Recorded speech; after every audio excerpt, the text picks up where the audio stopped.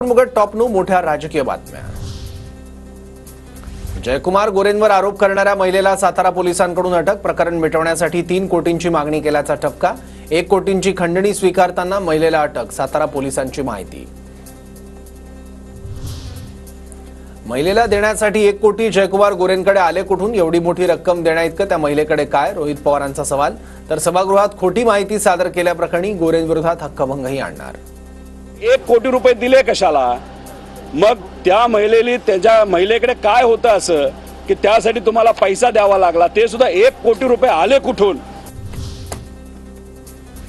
नोटबंदी केली असताना 1 कोटींची कॅश आली कुठून? नक्की महिलेने पैसे मागितले का की हा सरकारचा खोटा नाटा खेळ? खासदार सुप्रिया सुळेंचा सवाल।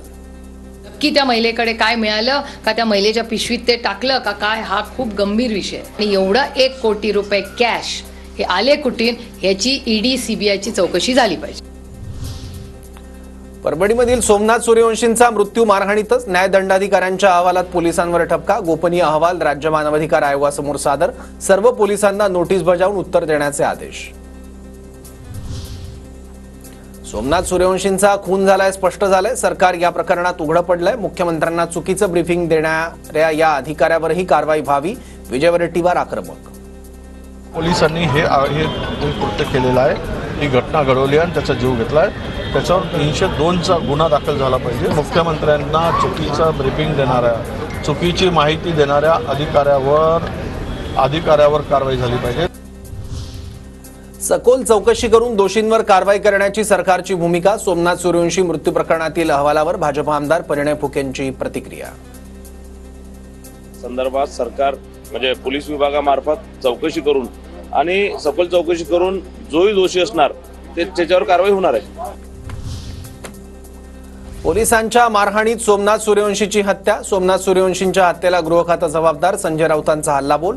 तर पहिल्या दिवसापासून सांगत होतो सूर्यवंशींची हत्या झाली आहे, रोहित पवारांची टीका। पोलीस कोठडीमध्ये सोमनाथ सूर्यवंशीची जी हत्या झाली आहे, वारंवार आम्ही तेच सांगत आहोत ना। पोलिसांच्या मारहाणीत जर त्याची हत्या झाली असेल तर त्याला गृह खातं जबाबदार आहे। पोलीस भाजपच्या इशाऱ्यावर काम करतात। पोलिसांकडून खून करवून घेणं सुरू। टेरर हाच भाजपचा मंत्र। संजय राऊतांचा गंभीर आरोप।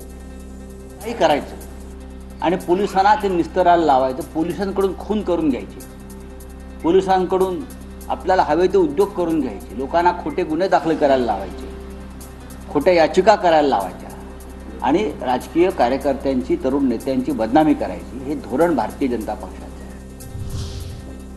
3 महिने उलटूनही काहीच कारवाई झालेली नाही। दोषी पोलिसांवर गुन्हा दाखल करा, सोमनाथ सूर्यवंशींच्या कुटुंबियांची मागणी।